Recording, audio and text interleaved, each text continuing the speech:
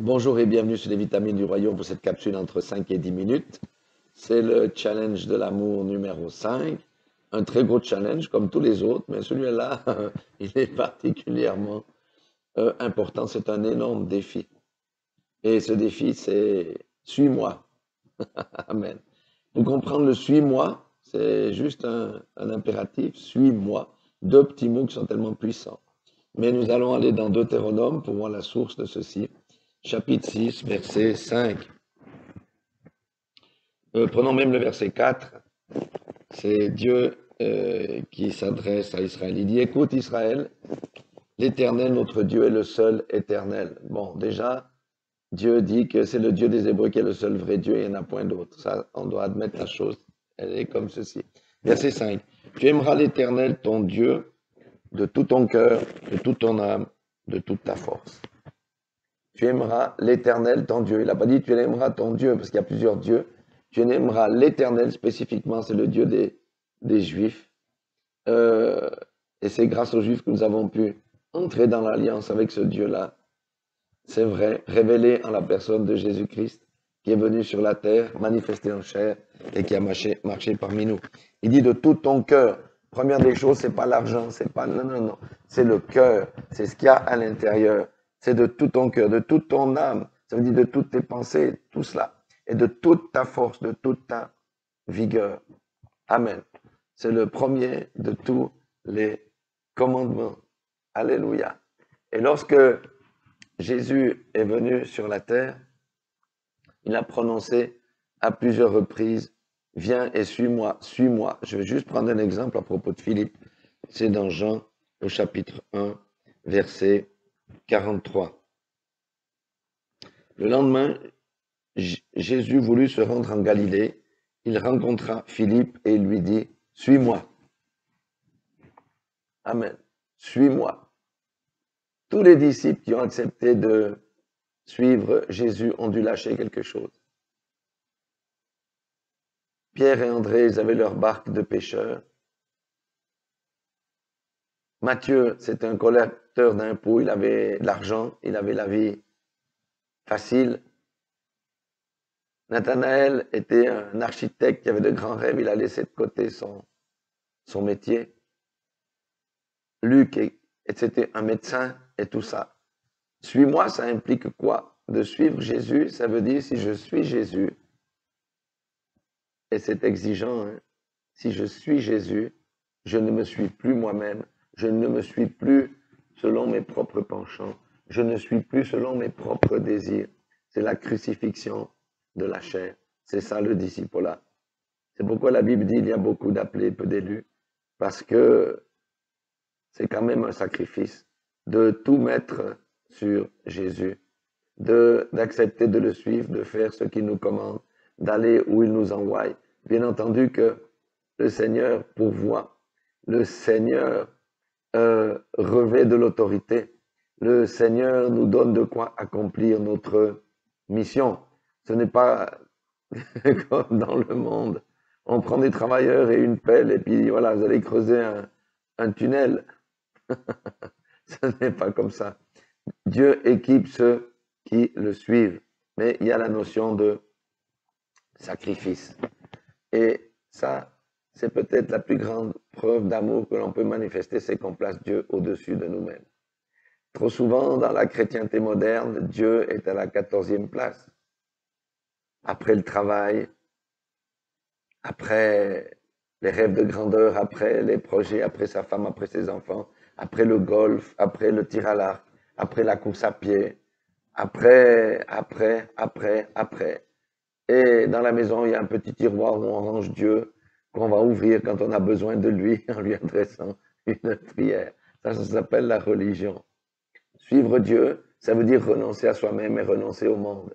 Du reste, aujourd'hui, ça doit être beaucoup plus facile parce que lorsque nous voyons les fruits du monde, nous voyons que ces fruits sont pourris, ces fruits sont nauséabonds et que l'homme n'est incapable de faire quoi que ce soit de bien. Il n'y a jamais eu autant de moyens financiers pour régler la famine dans le monde, pour régler les maladies. Et non, l'homme continue à exploiter l'homme. Personnellement, je fais le choix de choisir Jésus. Ça veut dire, oui, de prendre ma croix et de le suivre chaque jour. Bien sûr qu'il y a des hauts, bien sûr qu'il y a des bas, mais ce qui compte, c'est d'être sur le chemin étroit qui mène à la vie éternelle, car beaucoup cheminent sur la voie large qui mène à la perdition et à la destruction. La plus grande preuve d'amour qu'un homme peut manifester, c'est pas envers sa femme ni ses enfants, c'est envers Dieu lui-même. Et lorsqu'on aime Dieu, des choses se passent, parce que Dieu nous aime. Dieu nous aime. Il aimerait que tous les hommes soient sauvés de la colère qui viendra et qu'ils parviennent tous à la connaissance de la vérité. Mais vous voyez, l'homme est une créature imbue d'elle-même, qui déteste la dépendance, qui veut être indépendant. Ni Dieu ni maître, telle est sa devise pour beaucoup. Mais ils seront surpris, parce que tout genou fléchira devant le Dieu Tout-Puissant révélé en Jésus-Christ. Au grand jour du jugement, toutes les vanités des hommes seront exposées, toutes ces vaines pensées seront mises à nu à découvert et ils se rendront compte qu'ils ont vécu des chimères. Vous savez, il y a des hommes qui placent leur propre intelligence en dessus de Dieu.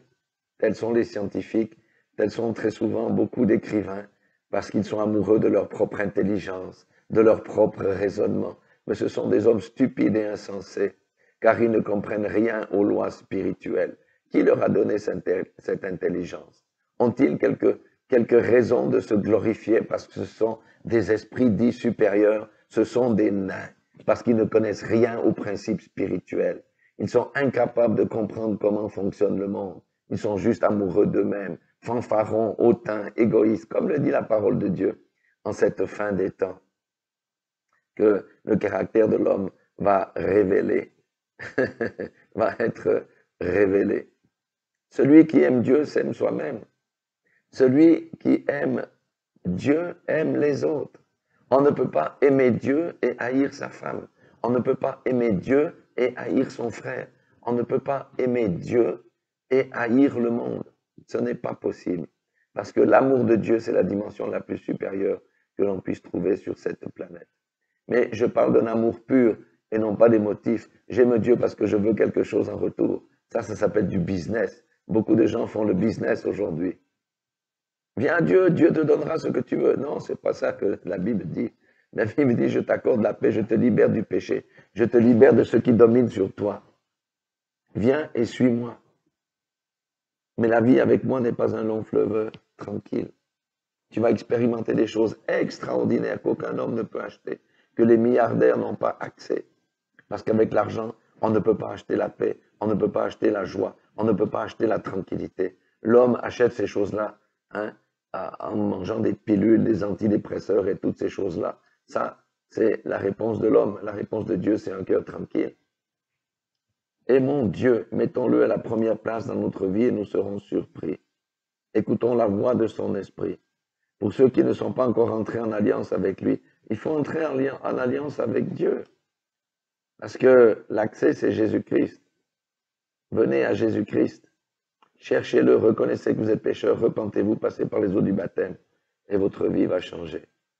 Vous serez un être nouveau, transformé. Alléluia.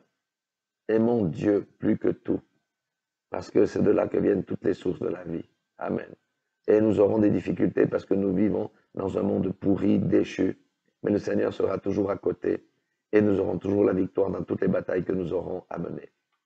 Voilà, soyez tous bénis dans le nom puissant de Jésus-Christ. Rappelez-vous que l'amour ultime, c'est d'aimer Dieu en premier et tout le reste